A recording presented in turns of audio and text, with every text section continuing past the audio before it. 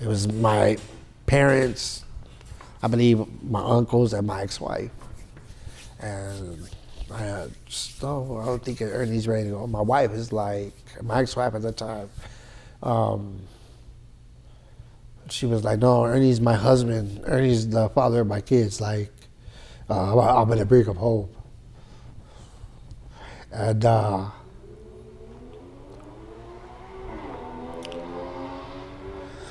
I felt like fuck, like, cause before, what I didn't say was, well, before I went to the coma and they told me to say goodbye, I told her, look, Legine, the hills are over there. Run. Take the kids and go to Texas. Bounce. I'm no good. I'm falling. And I can't get up. And I made fun of that commercial many a times of that old lady. I'm falling and I can't get up. Yeah, I know. Now I'm that motherfucker. When I told her, I said, bounce. Bounce, bounce, bounce, leave, bounce. Like, get the fuck out. I'm not blaming you. Like, go start a new life. Like, I'm telling you, the hills are over there. Run for the hills. Like, get the fuck out. Like, run. And I'm not even being mean about it. I'm like, look, I love my daughters. Take them. Take them. I told you to kill me. I told you. But no, you want to keep a motherfucker here? Are you okay? All right, that's fine. But you can't. No, like I can't. No, yes, you can. I know who you are. Even in that motherfucking chair, watch. You're gonna it was one ear out the other. It was one ear out the other. So I was just like, look. Next thing you know, I'm out, having all kinds of dreams. And a couple of dreams I had was like, there was like this treadmill, right? And I saw my family right here. And then I saw the homies right there trying to smoke a blunt. And like, I was like, man, I'm gonna smoke a blunt real quick before I go with my family.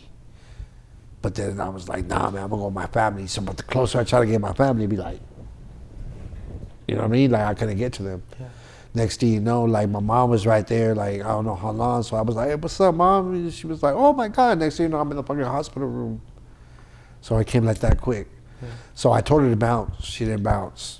Next thing you know, I'm telling her, like, look, I'm no good now. Like, you have to go. Like, you have to take the kids. She was like, no, look, this how I'm gonna make it work. I'm gonna take care of you. I'm gonna do this. I'm gonna do that. I was like, I couldn't see it. Like, nah. So I'm at the rehab, deciding where they're gonna put me. I'm not deciding shit. I'm just in the rehab, like, dreading the what's gonna happen. And my parents and everybody, you know, they're like, you know, you should go to a house. You should go to a home. But my ex-wife, she's like, nah, I'm bringing them home. So I went home, and she came up with this program. Like, you ever been locked up before? No. All right, well, I have. When you get locked up, you got to do a program. You got to do a program. Yeah, especially when you rub with certain people. You got to do burpees. You got to wake up. You can't sleep all day. Mm-hmm. You got to wake up. If you have people that can put money on for some tennis shoes, put on some. Basically, you got to keep your guard up. You got to be up. You just can't be laying down all day. And so one of my first instincts was, man, I'm just gonna sleep this off. Like, I'm just gonna sleep this off. You know what I mean? And no, man, she was like, put me in my chair. She got me dressed, changed me, everything, got me dressed. Turned me, and she came up with the program that I use today. Like, yeah, she came up with, like, okay, change you first, get dressed, get in the chair, brush my teeth, wash my face. Okay, what am I gonna do today? You know? But at that time, my kids were in school. She was at work. And I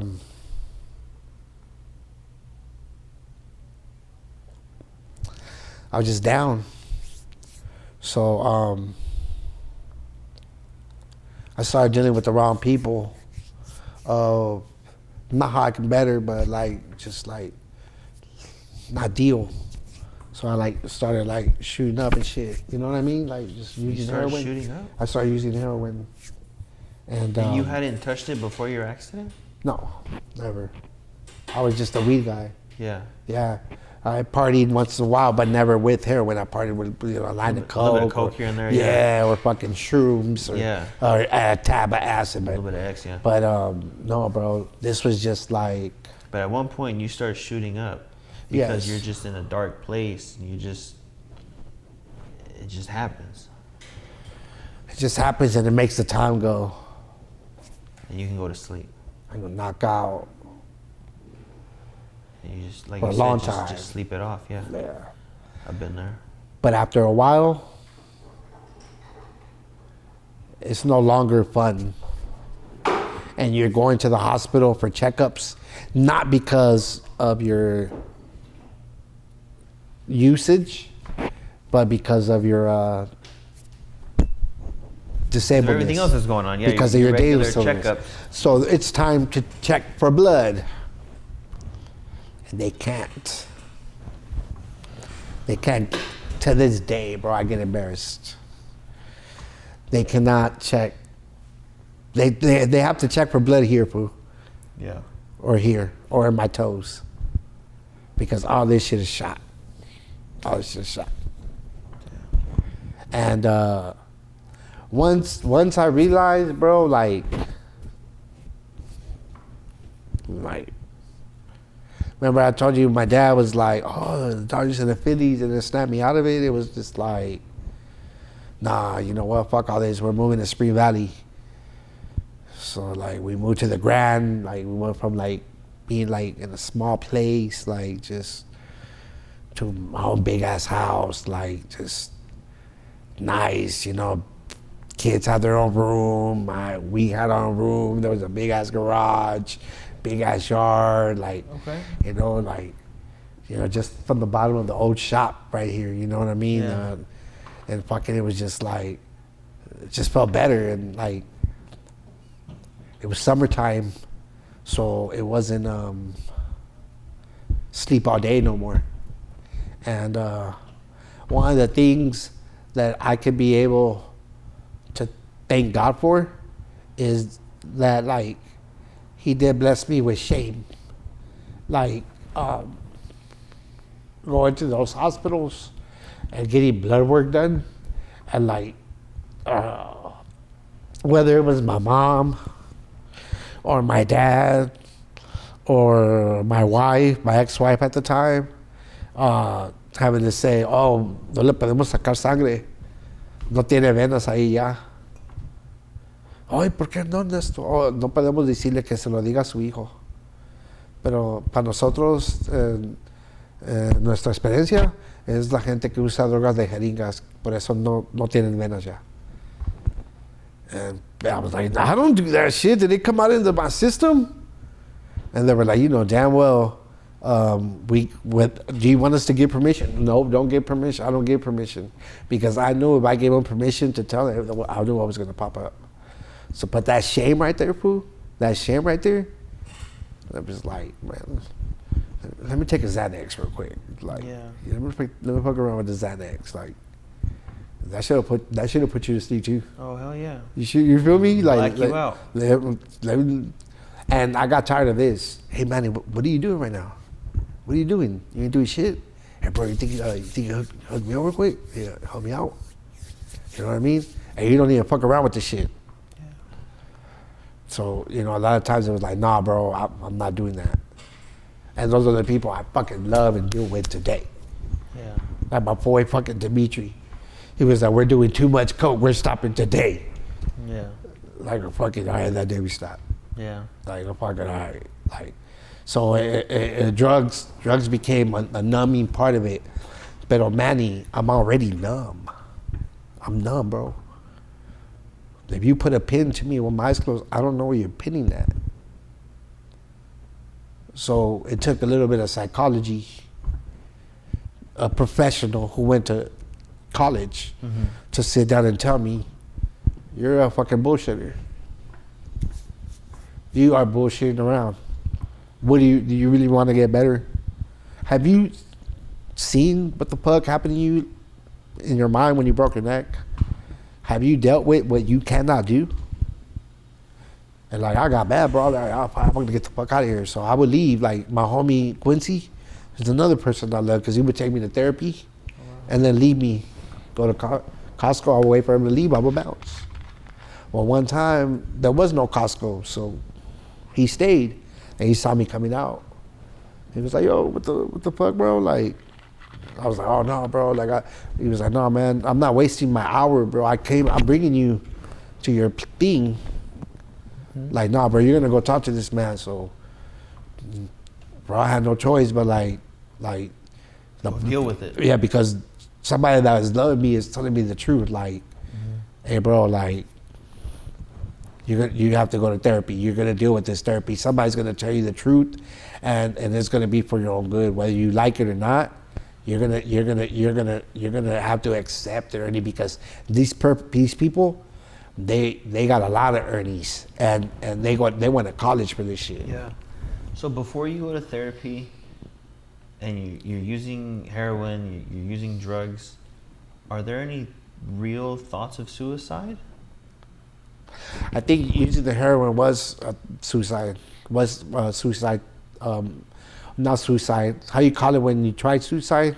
An attempt? Yes. I think. You think that was you attempting yes. suicide by using heroin? I mean, that makes sense. Now that I look back, but I can't tell you right now, or else I would have been like, "Bro, put 5 grams and don't fucking, or don't miss that shit. I want that shit pure, bro." Yeah. But yeah, looking back on it, it was, I don't give a fuck. Like, and my excuse would have been, and it was, "I told you to kill me. I told you." Yeah.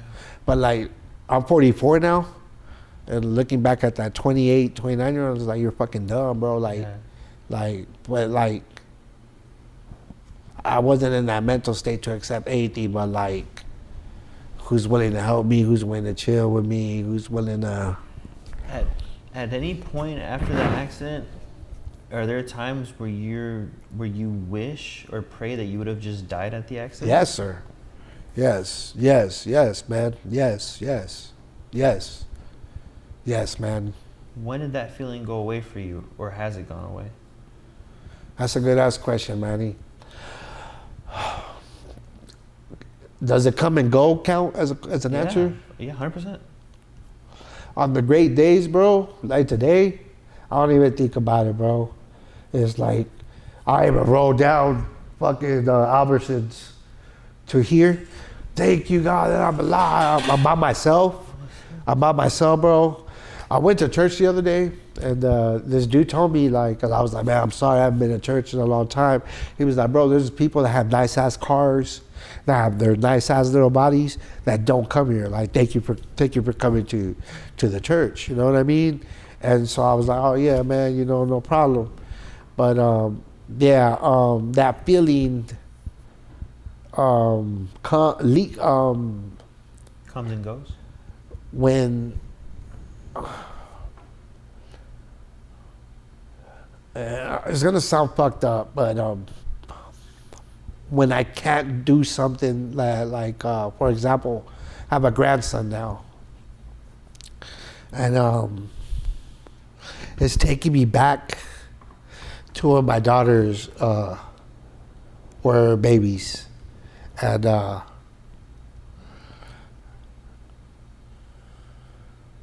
to what I can't do, and it's in my face again, like what I can't do. And when you say this, is it that you remember things that you could do with your daughters before, or okay? Yeah, and then and now you realize that I can't do the same things that I did with my kids that I can with my grandson. Yeah, my daughters got the short end of the stick because they were 6 and 3. My 18-year-old doesn't remember me at all walking. My 22-year-old has a figment imagination. I bet you she has some memories. A little bit, yeah.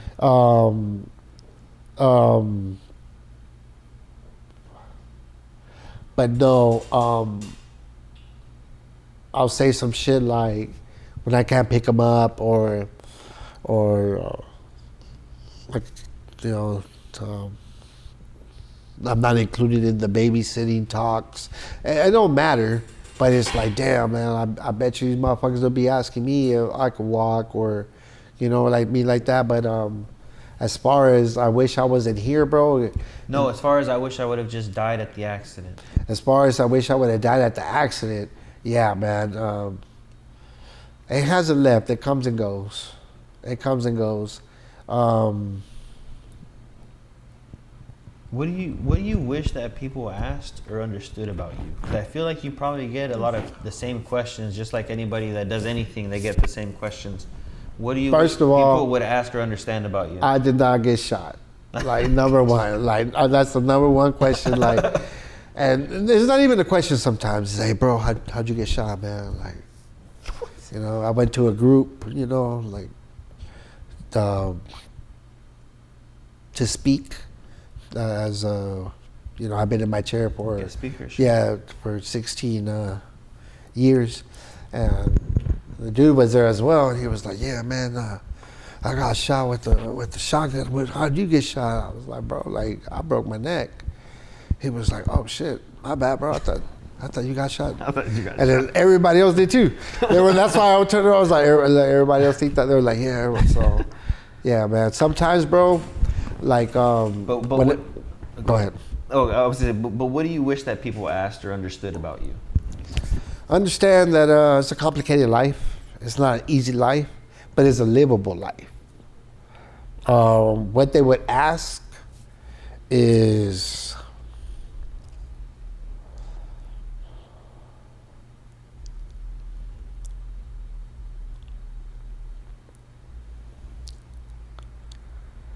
how are we able to help others? If there's nobody in wheelchairs in our family, how can we understand that? Because I didn't understand nothing about wheelchair people except these motherfuckers took their time to get on the bus and we had to open doors for them. I did not understand that the bodies float on water. I did not understand about the bathroom issues. I did not understand about a lot of different types of paraplegia, quadriplegia, and what they call me is a tetraplegic because I'm really supposed to be like this, right? And they had me fitted out with, you know who Christopher Reeve is? Yes. They had me fitted out with the, all right, let's go, all right? Because I can't move shit, right? When I used to cry in the rehab, this lady would grab my hand and like wipe my tears with my hand. And like, that's one of the things I think that willed me to be like, man, fuck this bitch. I want to fucking smack the shit out this fucking, and I think that's like what got me, like, you know what I mean? Like, not to be like fucked up or nothing, but like anger was like, and I, like, that's one thing that I wish people would ask is like, bro, like, how can we understand, if it's not in our family, if we've never had a wheelchair person, because sometimes people don't understand wheelchair people till grandma comes around. And what I mean is, you know her as mom, you know her as da-da-da, and now she's 70 something, she's in a wheelchair, so you think, oh, thank God there's a button to push, but you don't understand that that 17-year-old that was surfing and broke her neck, or that 35-year-old bike rider that broke his neck, or just somebody that was in a car crash. Yeah. That's actually, that happens a lot. Yeah. You know and what I mean? Just switches like that young and just. Bro, I'm glad, bro, that I feel greedy when I be like, I wish I had my fists. I wish I could have my fists. I wish I could roll up for myself. I wish I had my fists. But more than anything, I've been in skilled nursing facilities. They call them SNFs. And there's people like me that have my type of injury that are like this. And there's just the TV on, and if they make a movement, there's a sound, and then they come and check on them, they turn them, but they're inside their heads. Yep. And like, that's one of the reasons that, like, and this might sound so fucking like superficial or so like conceited, but like it's the reason I had to be cool with God again. Like I have my own thoughts. I can speak my own shit. I can